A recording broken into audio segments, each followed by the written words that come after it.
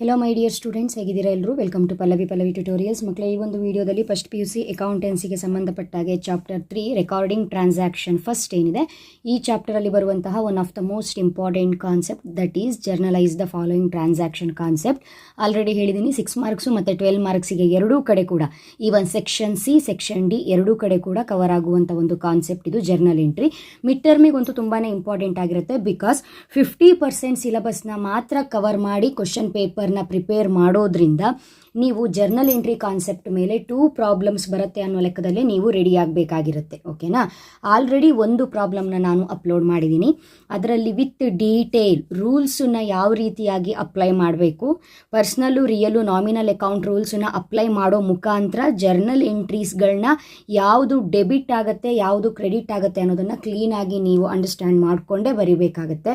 ಸುಮ್ಮನೆ ಬೈಹಾರ್ಟಿಗೆ ಇದು ಡೆಬಿಟ್ ಆಗುತ್ತೆ ಇದು ಕ್ರೆಡಿಟ್ ಆಗುತ್ತೆ ಅಂತ ನೀವು ಓದ್ಕೊಳ್ಳೋದ್ಕಿಂತ ತಿಳ್ಕೊಳ್ಳೋದ್ಕಿಂತ ಯಾವುದು ಪರ್ಸನಲ್ ಅಕೌಂಟ್ ಅಂಡರಲ್ಲಿ ಬರುತ್ತೆ, ಯಾವುದು ರಿಯಲ್ ಅಕೌಂಟ್ ಅಂಡರಲ್ಲಿ ಬರುತ್ತೆ, ಯಾವುದು ನಾಮಿನಲ್ ಅಕೌಂಟ್ ಅಂಡರಲ್ಲಿ ಬರುತ್ತೆ ಅಂತ ಹೇಳ್ಕೊಂಡು ನಿಮಗೆ ರೂಲ್ಸ್ ಗೊತ್ತಿದ್ರೆ ಅವರು 10 ಬಿಟ್ಟು ಎಷ್ಟೇ ಟ್ರಾನ್ಸಾಕ್ಷನ್ಸ್ ಕೊಟ್ಟರೂ ಕೂಡ ಯಾವುದು ಡೆಬಿಟ್ ಆಗುತ್ತೆ ಯಾವುದು ಕ್ರೆಡಿಟ್ ಆಗುತ್ತೆ, ಡಿಸ್ಕೌಂಟ್ ಅಲೋಡ್ ಎಲ್ಲಿ ಬರುತ್ತೆ, ಡಿಸ್ಕೌಂಟ್ ರಿಸೀವ್ಡ್ ಎಲ್ಲಿ ಬರುತ್ತೆ, ಈ ರೀತಿಯಾಗಿ ಕೆಲವೊಂದು ಕಾನ್ಸೆಪ್ಟ್ಗಳು ನಿಮಗೆ ಅರ್ಥ ಆಗುತ್ತೆ. ಸೊ ಇಲ್ಲಿ ಪ್ರಾಬ್ಲಮ್ ನಂಬರ್ 2, ಪ್ರಾಬ್ಲಮ್ ನಂಬರ್ 1ನ ಆಲ್ರೆಡಿ ಅಪ್ಲೋಡ್ ಮಾಡಿದ್ದೀನಿ. ಅದು ಈ ವರ್ಷಕ್ಕೆ ಸಂಬಂಧಪಟ್ಟಾಗೆ. ಈ ಹಿಂದೆ ನಾನು ಜರ್ನಲ್ ಎಂಟ್ರೀಸ್ ಪ್ರಾಬ್ಲಮ್ಗಳನ್ನ ತುಂಬಾ ಅಪ್ಲೋಡ್ ಮಾಡಿದ್ದೀನಿ. ಸೊ 2024-25 ಬ್ಯಾಚ್ ಏನಿದ್ದೀರಿ ನಿಮಗೆ ಇದು ಸೆಕೆಂಡ್ ಪ್ರಾಬ್ಲಮ್ ಆಗಿರುತ್ತೆ. ಸೊ ಏನು ಚೇಂಜಸ್ ಇಲ್ಲ, ಜರ್ನಲ್ ಎಂಟ್ರಿಯಲ್ಲಿ ಯಾವುದೇ ರೀತಿ ಚೇಂಜಸ್ ಆಗಿಲ್ಲ. ಪ್ರೀವಿಯಸ್ ಇಯರಲ್ಲಿ ನಾನೇನು ಅಪ್ಡೇಟ್ ಮಾಡಿದ್ದೀನಿ ಆ ಒಂದು ವೀಡಿಯೋಸ್ಗಳನ್ನ ವಾಚ್ ಮಾಡಿದರೂ ಕೂಡ ತಪ್ಪೇನೂ ಇಲ್ಲ, ಸೇಮ್ ಎಕ್ಸ್ಪ್ಲನೇಷನ್ನೇ ಇರುತ್ತೆ. ಓಕೆನಾ? ಸೊ ಇಲ್ಲೊಂದು ಪ್ರಾಬ್ಲಮ್ ಇದೆ, ಇದು ಸ್ವಲ್ಪ ಡಿಫ್ರೆಂಟ್ ಆಗೇ ಕೊಟ್ಟಿದ್ದೀನಿ ನಿಮಗೆ. ಎಲ್ಲ ಪ್ರಾಬ್ಲಮ್ನು ಡೀಟೇಲ್ ಆಗಿ ಹೇಳೋದಕ್ಕಿಂತ ಒಂದೊಂದು ಪ್ರಾಬ್ಲಮಲ್ಲಿ ಕೆಲವೊಂದು ಟೆಕ್ನಿಕ್ ಪಾಯಿಂಟ್ಸ್ಗಳನ್ನ ಹಾಕಿದರೆ ಅರ್ಥ ಮಾಡ್ಕೊಂಡು ಹೋಗ್ತೀರಿ ಅನ್ನೋ ಕಾರಣಕ್ಕೆ ಸ್ವಲ್ಪ ಡಿಫ್ರೆಂಟಾಗಿ ಈ ಪ್ರಾಬ್ಲಮ್ನ ಕೊಟ್ಟಿದ್ದೀನಿ. ಹಿಯರ್ ಇಲ್ಲಿ enter the following transactions in the journal of Madan journal ಏನಿದೆ ಅದನ್ನು ನಾವು ಪ್ರಿಪೇರ್ ಮಾಡ್ತಾ ಇದ್ದೀವಿ. January 1, 2023 ನಾವು ಜರ್ನಲ್ ಎಂಟ್ರಿಯನ್ನು ಮಾಡುವಾಗ ಸ್ಟಾರ್ಟಿಂಗು ನಾವೇನು ಬಿಸ್ನೆಸ್ಸನ್ನು ಸ್ಟಾರ್ಟ್ ಮಾಡ್ತೀವಿ, ಎಸ್ಟಾಬ್ಲಿಷ್ ಮಾಡ್ತೀವಿ, ಅದಕ್ಕೆ ಸಂಬಂಧಪಟ್ಟಂತೆ ಫಸ್ಟು ಟ್ರಾನ್ಸಾಕ್ಷನ್ ಅದೇ ಇರುತ್ತೆ. ಕಾಮನ್ ಆಗಿ ಒಂದು ಪ್ರಾಬ್ಲಮಲ್ಲಿ ಒಂದು ಬಿಸ್ನೆಸ್ಸನ್ನು ಸ್ಟಾರ್ಟ್ ಮಾಡಿದಾಗ ನಾವೇನು ಇನ್ವೆಸ್ಟ್ ಮಾಡ್ತೀವಿ, ಕ್ಯಾಶನ್ನು ಇನ್ವೆಸ್ಟ್ ಮಾಡ್ತೀವಿ, that is called capital. So ಕ್ಯಾಶನ್ನು ಇನ್ವೆಸ್ಟ್ ಮಾಡಿರೋದಕ್ಕೆ cash account debtor to capital ಅಂತ ಕಾಮನ್ ಆಗಿ ಬರಿತೀವಿ. ಆದರೆ ಈ ಬಿಸ್ನೆಸ್ಸಲ್ಲಿ ಏನಾಗಿದೆ ಅಂತ ಹೇಳಿದ್ರೆ, ಬಿಸ್ನೆಸ್ ಏನು ಎಸ್ಟಾಬ್ಲಿಷ್ ಮಾಡ್ತಾ ಇದ್ದೀವಿ ಆ ಟೈಮಲ್ಲೇ ಕ್ಯಾಶ್ ಆ್ಯಂಡ್ ಬಿಲ್ಡಿಂಗ್ ಎರಡೂ ಕೂಡ ಸೇಮ್ ಟೈಮಲ್ಲೇ ಬಂದಿದೆ.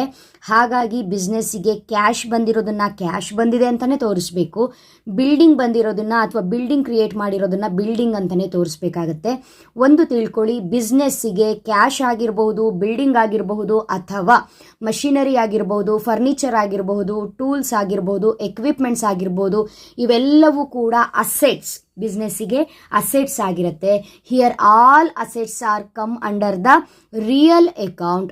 According to real account rules ಏನು ಹೇಳುತ್ತೆ ಅಂತ ಹೇಳಿದ್ರೆ, debit what comes in, credit what goes out. Here ಬಿಸ್ನೆಸ್ಸಿಗೆ ಏನು ಕಮ್ಸ್ ಇನ್, ಏನು ಬಂದಿದೆ ಅದನ್ನು ಡೆಬಿಟ್ ಮಾಡಬೇಕು. ಈ ಟ್ರಾನ್ಸಾಕ್ಷನಲ್ಲಿ ಬಿಸ್ನೆಸ್ಸಿಗೆ ಏನು ಬಂದಿದೆ, 1,75,000 rupees ಕ್ಯಾಶ್ ಬಂದಿದೆ.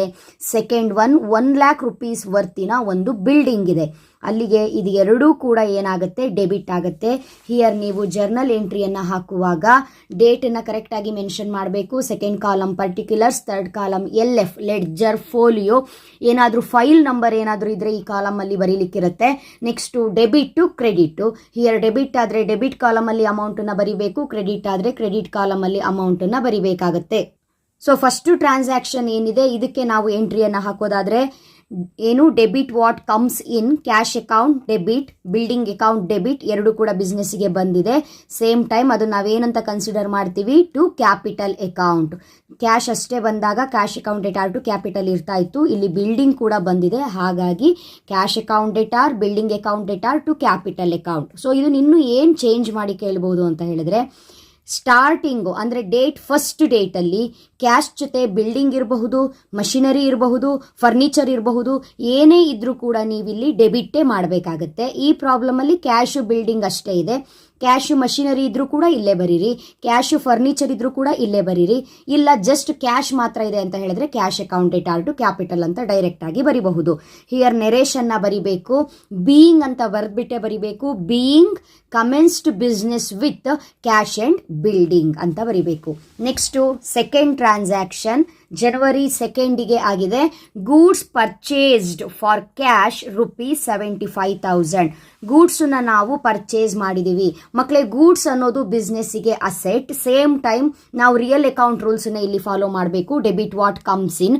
ನಾವು ಗೂಡ್ಸನ್ನ ಪರ್ಚೇಸ್ ಮಾಡ್ತೀವಲ್ಲ, ಅಥವಾ ಫರ್ನಿಚರ್ ಪರ್ಚೇಸ್ ಮಾಡ್ತೀವಿ, ಮಷಿನರಿ ಪರ್ಚೇಸ್ ಮಾಡ್ತೀವಿ, ಏನೇ ಪರ್ಚೇಸ್ ಮಾಡಿದ್ರೂ ಕೂಡ ಕ್ಯಾಶಲ್ಲಿ ಕೊಡಲಿ ಅಥವಾ ನಾವು ಕ್ರೆಡಿಟಲ್ಲಿ ತರಲಿ, ಪರ್ಚೇಸ್ ಮಾಡಿರೋ ಆ ಐಟಮ್ ಏನಿದೆ ಅದು ನಮ್ಮ ಬಿಸ್ನೆಸ್ ಒಳಗೆ ಬರುತ್ತೆ. ಸೊ ಡೆಬಿಟ್ ವಾಟ್ ಕಮ್ಸ್ ಇನ್, ಒಳಗೆ ಬಂದಿರೋದನ್ನ ನಾವು ಡೆಬಿಟ್ ಮಾಡಬೇಕು. ಇಲ್ಲಿ ಗೂಡ್ಸನ್ನ ಪರ್ಚೇಸ್ ಮಾಡಿದೀವಿ, ಗೂಡ್ಸ್ ಅಕೌಂಟ್ ಅಂತ ಬರೆಯೋದಿಲ್ಲ, ಪರ್ಚೇಸ್ ಅಕೌಂಟ್ ಅಂತಾನೆ ಬರಿತೀವಿ. ಒಳಗೆ ಬಂದಿರೋದೇನು, ಪರ್ಚೇಸ್ ಮಾಡಿರುವಂತಹ ಗೂಡ್ಸ್. ಹಾಗಾಗಿ ಪರ್ಚೇಸ್ ಅಕೌಂಟ್ ಡೇಟಾ ಟು ನಾವು ಪರ್ಚೇಸ್ ಮಾಡಿದಕ್ಕೆ ಏನು ಕೊಟ್ಟಿದ್ದೀವಿ ಅಲ್ಲಿ ಕೊಟ್ಟಿದ್ದಾರೆ ಕ್ವಶನ್ ಅಲ್ಲಿ. ಗೂಡ್ಸ್ ಪರ್ಚೇಸ್ಡ್ ಫಾರ್ ಕ್ಯಾಶ್ ಅಂದ್ರೆ ಕ್ಯಾಶನ್ನ ಪೇ ಮಾಡಿಬಿಟ್ಟೆ ಗೂಡ್ಸನ್ನ ಪರ್ಚೇಸ್ ಮಾಡಿರೋದು. ಹಾಗಾಗಿ purchase account debtor to cash ಅಂತ ಆಯಿತು. ಇಲ್ಲೇನಾದರೂ ಪರ್ಚೇಸ್ ಮಷಿನರಿ ಅಂತ ಕೊಟ್ಟಿದ್ರೆ ಮಷಿನರಿ ಅಕೌಂಟ್ ಅಂತ ಬರ್ತಾ ಇತ್ತು, ಪರ್ಚೇಸ್ ಅಕೌಂಟ್ ಅಂತ ಬರ್ತಾ ಇರಲಿಲ್ಲ. ಪರ್ಚೇಸ್ ಫರ್ನಿಚರ್ ಅಂತ ಇದ್ದಿದ್ರೆ ಫರ್ನಿಚರ್ ಅಕೌಂಟ್ ಅಂತ ಬರ್ತಾ ಇತ್ತು, ಪರ್ಚೇಸ್ ಬರೋದಿಲ್ಲ. ಗೂಡ್ಸ್ ಬಂದರೆ ಮಾತ್ರ ಪರ್ಚೇಸಸ್ ಅಕೌಂಟ್ ಅಂತ ಬರಿತೀವಿ. ಅದರ್ವೈಸ್ ಪರ್ಚೇಸಸ್ ಅಕೌಂಟ್ ಬದಲಿಗೆ ನಾವು ಏನೇ ಪರ್ಚೇಸ್ ಮಾಡಿದ್ರು ಅದೇ ಇಲ್ಲಿ ಬರುತ್ತೆ.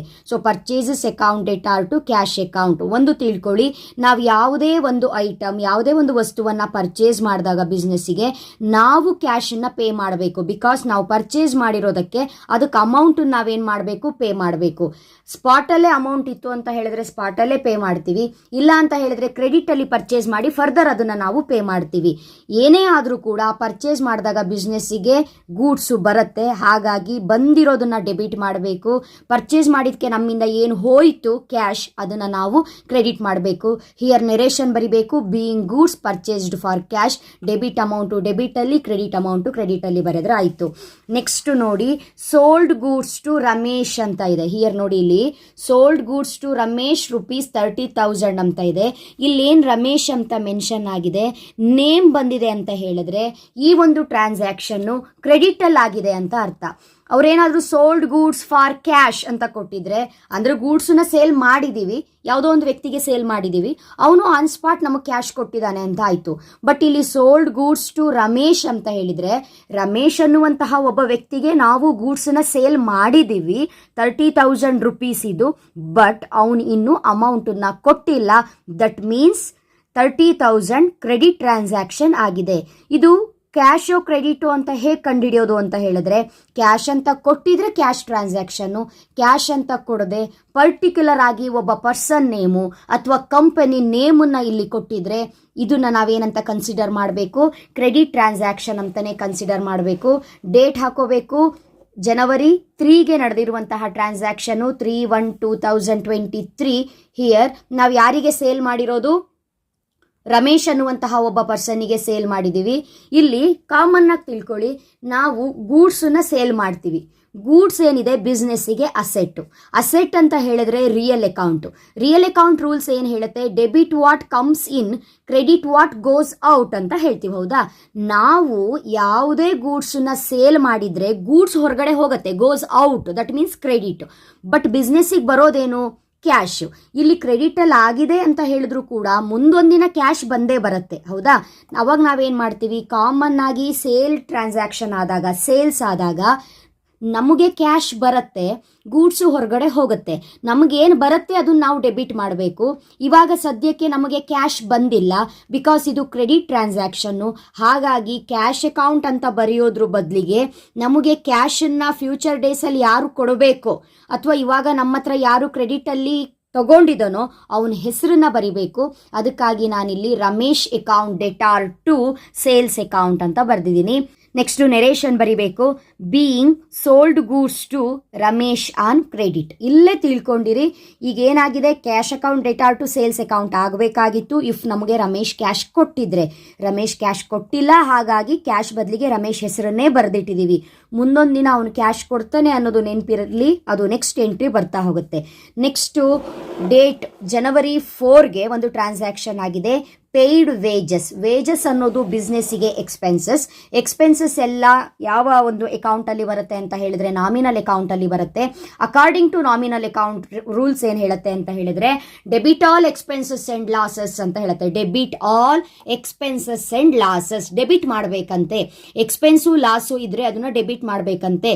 ವೇಜಸ್ ಕೊಡೋದು, ಕೂಲಿ ಕೊಡೋದು, ಸ್ಯಾಲ್ರಿ ಕೊಡೋದು ಅಥವಾ ಸಂಬಳ ಕೊಡೋದು, ಈ ರೀತಿಯಾಗಿ ಕೆಲವೊಂದು ಎಕ್ಸ್ಪೆನ್ಸಸ್ಗಳು ಬಿಸ್ನೆಸ್ ಅಲ್ಲಿ ಆದರೆ ಅದೆಲ್ಲವೂ ಕೂಡ ಡೆಬಿಟ್ ಆಗುತ್ತೆ. Here wages accounted are to cash account. Paid wages ಅಂತ ಬರಿಬೇಕು, ಅಮೌಂಟ್ ಕಾಲಮ್ ಅಲ್ಲಿ ಅಮೌಂಟ್ ಅನ್ನ ಬರಿಬೇಕು. ನೆಕ್ಸ್ಟ್ ಜನವರಿ 6ಗೆ ಒಂದು ಟ್ರಾನ್ಸಾಕ್ಷನ್ ಆಗಿದೆ.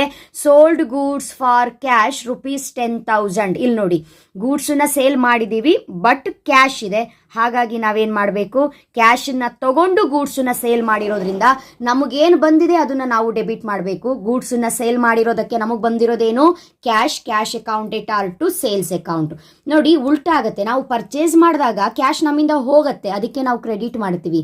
ಬಟ್ ಸೇಲ್ಸ್ ಮಾಡಿದಾಗ ಕ್ಯಾಶ್ ನಮಗೆ ಬರುತ್ತೆ, ಅದಕ್ಕೆ ನಾವು ಡೆಬಿಟ್ ಮಾಡ್ತೀವಿ. Here cash accounted are to sales account being goods sold for cash. ಇಲ್ಲಿಗೆ ಟ್ರಾನ್ಸಾಕ್ಷನ್ ಮುಗೀತು. ಕ್ಯಾಶ್ ಕೊಟ್ಟು ಪರ್ಚೇಸು ಸೇಲು ಮಾಡಿದ್ರ ಮೇಲೆ ನೆಕ್ಸ್ಟ್ ಅದಕ್ಕೆ ಎಂಟ್ರಿ ಕಂಟಿನ್ಯೂ ಆಗಲ್ಲ. ನೆಕ್ಸ್ಟ್ ಟ್ರಾನ್ಸಾಕ್ಷನ್, ಇಲ್ಲೊಂದು ಟ್ರಾನ್ಸಾಕ್ಷನ್ ಕೊಟ್ಟಿದ್ದಾರೆ ಜನವರಿ 10ಗೆ.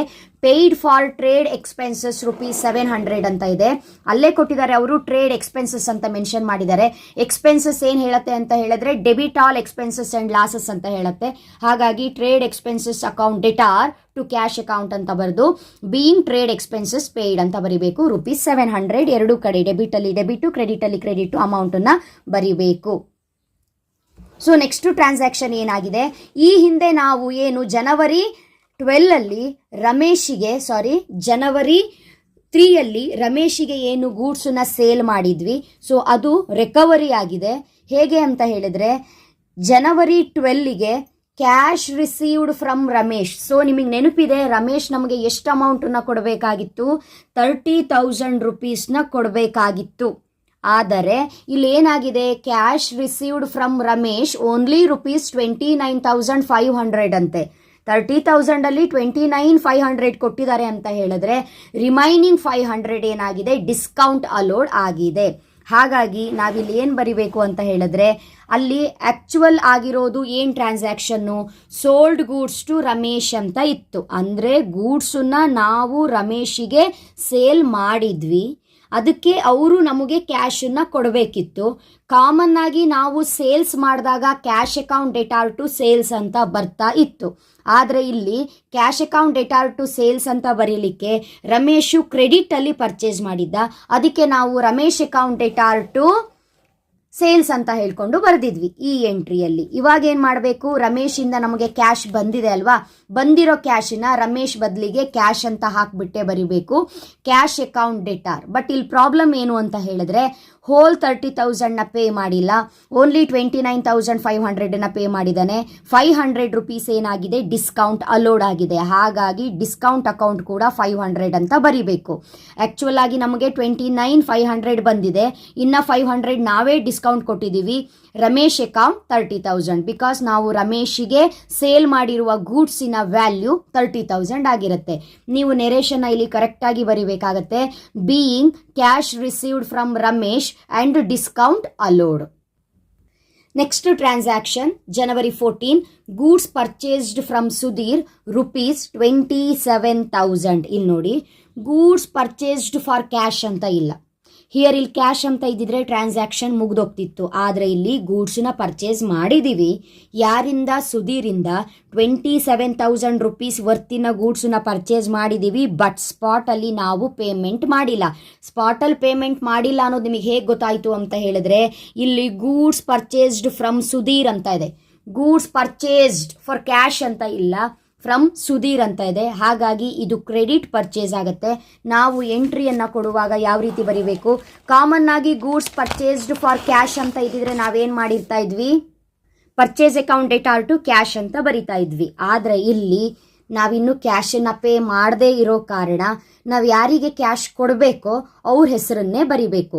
ಪರ್ಚೇಸ್ ಅಕೌಂಟ್ ಯಾಕೆ ಡೇಟಾರ್ ಆಯಿತು ಅಂತ ಹೇಳಿದ್ರೆ, ಪರ್ಚೇಸ್ ಮಾಡೋದು ಗೂಡ್ಸು ಬಿಸ್ನೆಸ್ಸಿಗೆ ಅಸೆಟ್ ಯಾವಾಗಲೂ ಕೂಡ ಡೆಬಿಟ್ ಆಗುತ್ತೆ. ಬಿಕಾಸ್ ಡೆಬಿಟ್ ವಾಟ್ ಕಮ್ಸ್ ಇನ್ ಅಂತ ಹೇಳ್ತೀವಿ. ಒಳಗಡೆ ಬಂದಿರೋದೆಲ್ಲ ಡೆಬಿಟ್ ಆಗುತ್ತೆ. ನಾವು ಸಾಲದಲ್ಲಿ ತರಲಿ ಅಥವಾ ದುಡ್ಡು ಕೊಟ್ಟು ತರಲಿ, ಗೂಡ್ಸ್ ಬರೋದು ನಮಗೆ ಆಗಿರೋದ್ರಿಂದ purchase account debtor to cash ಅಂತ ಬರಿಬಹುದಿತ್ತು. ಇಫ್ ನಾವು ಕ್ಯಾಶ್ ಪೇ ಮಾಡಿದರೆ, ಕ್ಯಾಶ್ ಪೇ ಮಾಡಿಲ್ಲ, ಕ್ರೆಡಿಟ್ ಪರ್ಚೇಸು, ಅದಕ್ಕೆ ಕ್ಯಾಶ್ ಬರೆಯೋ ಜಾಗದಲ್ಲಿ ಸುಧೀರ್ ಅಕೌಂಟ್ ಅಂತ ಬರೆದಿದ್ದೀವಿ. Narration being purchased from Sudhir on credit ಅಂತ ಇದೆ.